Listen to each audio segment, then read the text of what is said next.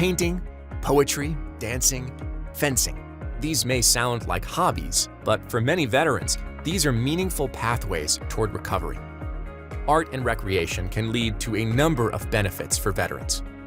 In some cases, veterans can work with dedicated arts therapists. These programs use arts modalities and creative processes to promote wellness and rehabilitation through unique personal interactions.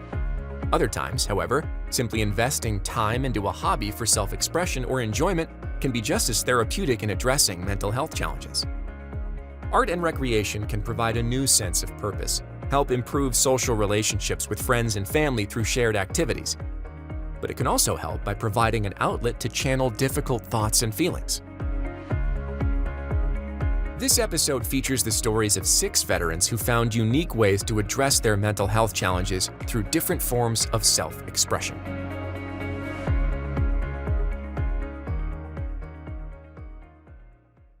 My name is Mike, and I served in the Army. Coming from a military family with a grandfather who served in World War II and a father who served in the Vietnam War, Mike wanted to follow in their footsteps. After being injured in an attack near the Army base where he was stationed, he was evacuated from the base and transferred to Walter Reed National Military Medical Center. But the team there only focused on his physical health. When I was at Walter Reed, the main focus was not on my mental health there. I didn't receive TBI and PTSD diagnoses until later. I didn't really have behavioral health outlet when I was even at Walter Reed. It was mostly physical therapy, pain treatment. They wanted to address those very visible things first. So behavioral health wasn't really something that I even experienced at a clinical level until I had left Walter Reed. After returning home, Mike noticed that he had difficulty readjusting. His wife observed changes in him too. It's hard for me to describe the change because I see myself every day. And, behavior changes, your ability to tolerate situations changes. I say your ability, but also your willingness to tolerate certain things. Your fuse gets shortened. Mike entered the Warrior Transition Unit program at Fort Belvoir, just miles from his home. It was the first time he had ever received behavioral health counseling or treatment, and he felt a bit overwhelmed. He was eventually diagnosed with a traumatic brain injury and PTSD, but it was through art therapy that he was able to address his behavior and advance his recovery. They do a full spectrum. Like when you first go there, it's like they almost overwhelm you with the treatment that you get. I was going to, 2-3 appointments a day, 5 days a week. I had to do speech therapy, cognitive stuff with the speech therapist. I had vision therapy, physical therapy, occupational therapy. Really the catalyst and probably the most helpful, while all those other therapies were necessary, the one that really helped me behaviorally and to being able to learn how to address things that were bothering me was actually art therapy. In art therapy, I didn't have to talk. Something was bothering me, I just had to figure out how to say it in paint, in sculpture, or, doing something. If I can say anything, art therapy is not understood by everyone. People think that it's, painting your feelings and, playing with arts and crafts and things like that, but it's deeper than that. You're addressing repressed memories, you're addressing, pain and trauma visually instead of verbally. The way that I looked at it was I'm able to face this issue in my life on my own time, with my hands, with my eyes. I'm remembering things. I can take it out of me and I can set this thing on the shelf and I don't have to worry about it anymore. It doesn't have to control me anymore. If I want to remember that, I can look at that piece that I made and I remember a specific time and period that represents for me. I can do that with my therapist and we'll talk about that eventually. Having something physically there really creates another plane for you to work on. Like Mike, some veterans don't find a treatment program that clicks for them right away, but as his experience demonstrates, it's important to explore all of the options available when seeking mental health treatment. Just by being able to like sharing experiences in there together, we would be making art and doing things with concrete, paper mache, building things out of wood, painting. Just being able to relate to each other and being in the same room with people who had very similar experiences as me. It was helpful to be able to talk to them, to see how our experiences are similar, but also appreciate how our experiences were different. I'm able to live a better life than I would without it. I'm able to be a father. I'm able to be a husband.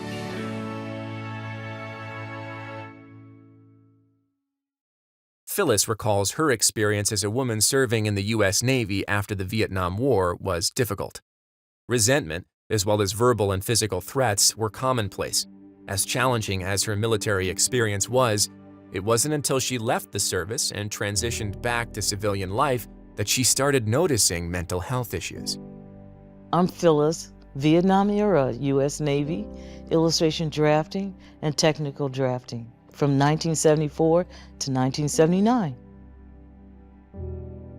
Being a woman in the 70s in the military was very difficult at best. While you were performing your duties, you were met with outside or inside male mentality of resentment because you were part of the armed forces. In spite of your capacity and abilities and so forth, you were met with resentment because I, being a woman, received so many either threats or physical actions where I had to defend myself on and off base. After transitioning into the civilian life, I met it with eagerness and optimism as well as excitement. However, certain signals that I didn't know existed triggered flashbacks. I was confused, and at the same time, that created me having self-doubt. The first time I ever reached out for help was to a VA facility. I recall leaflets, pamphlets, and literatures on services dealing with counseling, support, mentoring, and so forth. I was able to explore the services that I didn't know existed, and I was really surprised to discover that I was going through PTSD. With the support of VA mental health professionals, Phyllis was able to identify not only what was wrong, but also ways to address it. After 2 years of treatment, Phyllis came away with a plan of self-management. In addition to relying on the tools she's learned to use through therapy, Phyllis has leaned on her passion for art. Through therapy and her art, Phyllis is able to focus on her recovery. Reflecting on the path she's taken, this is how Phyllis describes herself. Phyllis is a person that always wants to explore, a person that loves to create, a person that likes to inspire others through art, as art has given Phyllis many great things for great quality of life, and at the same time understands that life is not rosy every day, but you can use art to evoke your senses and to empower you to compete with excellence, and at the same time reach your path of goal with the least amount of resistance. Mike and Valerie first met when they were in high school. Their paths would diverge, and each would face unique challenges before they reconnected many years later. My name is Valerie. I'm a veteran of the United States Army. My MOS was 05 Bravo, or radio operator, and I served from 1981 to 1984. My name's Mike. I served in the Marine Corps from 1981 to 2004. While stationed in Germany, Valerie had an experience that robbed her of her confidence and self-worth. I had always thought of military personnel as being honorable, and it was something that really caught me off guard to be assaulted by someone who was a fellow soldier. So that was really disappointing, discouraging, and yeah, I was in disbelief. Suddenly, I was unsure of myself, unsure of my decisions. A lot of self-blame, wondering, what did I do? Not really even understanding sexual assault. So it really affected me negatively to think I was responsible somehow, some way. Mike, on the other hand, had a very different experience in the military. He enjoyed the sense of community and purpose that military life provided after a difficult childhood. When he retired, however, he began to experience some issues. He struggled to communicate his feelings and misused alcohol. When I retired, I had a lot of challenges. And I look back and I understand it now through therapy that the first signs of PTSDs actually showed up after Desert Storm.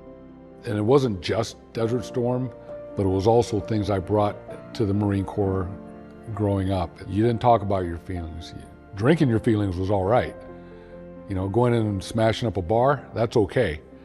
You know, it's almost expected, to have a story that, you were involved in something like that. Mike reached a significant turning point in 2008 when his son, a U.S. Marine, was killed in action while deployed in Afghanistan. He felt like he couldn't go on, but the memory of his son convinced him to seek help. I found myself standing on a bridge, about to jump off. I had had my last meal. I was done.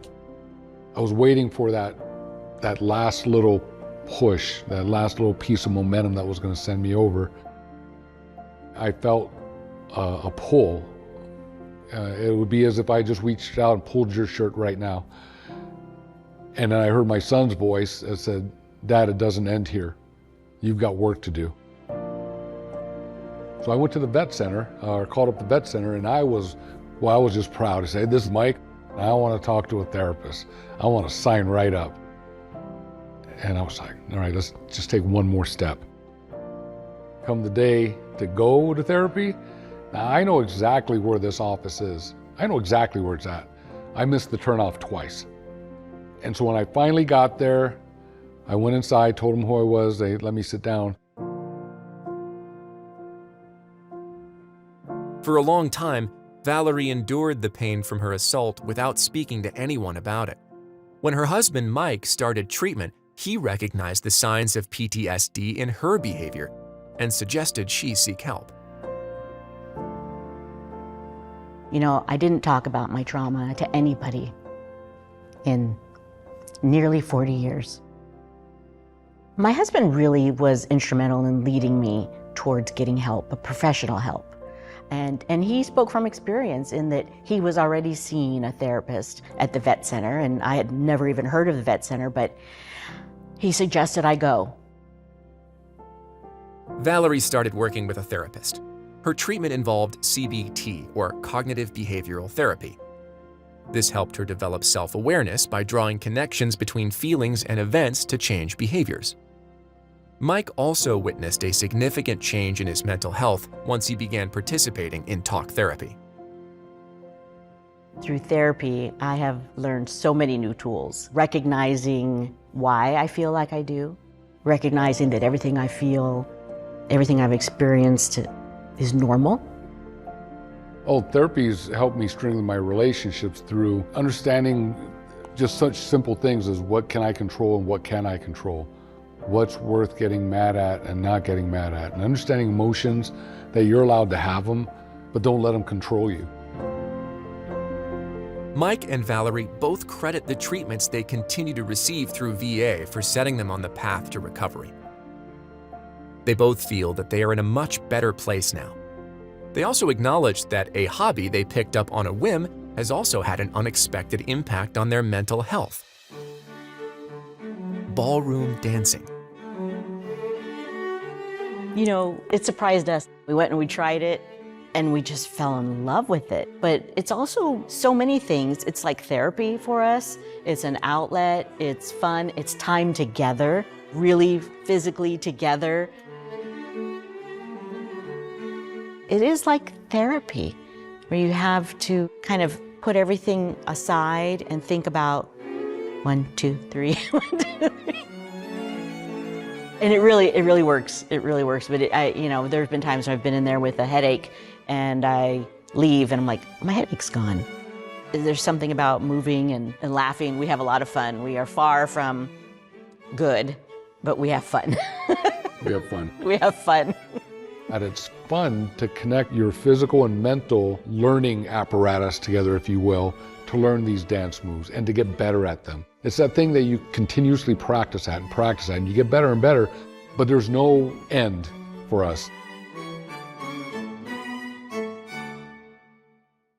When Matthew joined the Marine Corps, he felt as if he had found his calling, but an unexpected medical diagnosis derailed his hopes for his future. My name is Matthew. My branch of service was the Marine Corps. My MOS was 0651, and my years of service were 2010 till 2014. After boot camp and after comm school, I got stationed in Okinawa, Japan, and kept up on training. I got my Net Plus, my Security Plus, and all like the computer certifications that I could.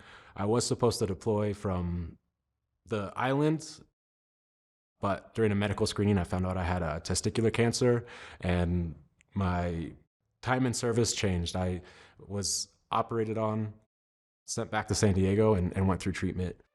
And then that's where I got retired out of. Despite a clean bill of health, Matthew struggled to accept all of the changes he had experienced. He was no longer an active duty Marine, and his body had undergone significant changes due to the cancer treatments.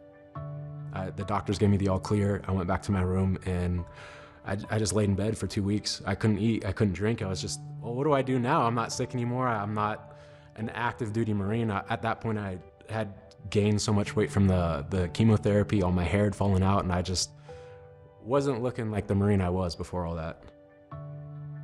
So that's when it got hard, after I was healthy. Yeah, I had to mentally put myself back together. Uncertain how to cope with the circumstances of his life, Matthew began to misuse drugs as a way to mask his depression. I could go and get a quick high, and that practice just led me down the path to homelessness. Matthew eventually sought help through VA once he realized that his mental health challenges were negatively impacting his family. Recognizing that he wanted to be a better role model for his niece and nephew helped him also understand that he owed it to himself to try and improve his life. At the Veterans Homeless Shelter, he began receiving treatments and was diagnosed with PTSD. After being homeless, I worked with or through the VA, and I got involved with the Aurora Veterans Homeless Shelter, and I was put up there for a little while and utilized all the resources available. And I was kind of aware of what brought me to that position or to that place. Matthew has also found a new sense of purpose and community through fencing. What I do outside of the VA that's helped me with my treatment process or helped me to heal is been active. I like fencing because it's engaging on every level. It's challenging. I have to work very hard for it. It's not one of those things that you can just pick up and kind of turn off. Like, you have to be engaged the entire time, and I love that. I haven't experienced anything that difficult in a while, so I feel like I belong. When I walk into the fencing club, everyone knows my name. Even before I knew anyone else's name, like that, everyone kind of introduced themselves, and it was a new environment, so it was a lot to take in, but everyone who was there were intentional and friendly, and it made it easier to kind of give that energy back. Seeking treatment has allowed Matthew to find meaning and joy in his life again. It's fulfilling. Since I've gotten treatment, my life it feels brighter. Like, there was a time I can literally say it just felt like there's a shadow, and since I've been receiving treatment and actively engaged in it, just the interactions that I have with people are getting better.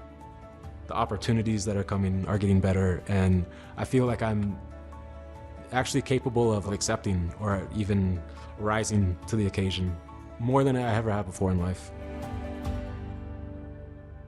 When you think of veterans pursuing treatment and recovery, you're probably not envisioning papier-mâché or ballroom dancing. But as these veterans attest, activities that bring you happiness can complement other treatments and enhance your recovery by introducing community, purpose, and joy into your life. It is true that the path to recovery will sometimes be challenging, but committing to something you feel passionate about can make all the difference. Never underestimate the healing power of fun.